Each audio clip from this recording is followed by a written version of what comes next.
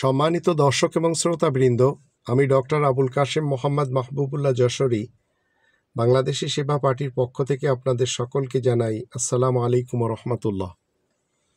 এদেশে ভারত প্রেমী যারা, তাদের কিছু ডায়লগ আপনাদের মনে রাখতে হবে।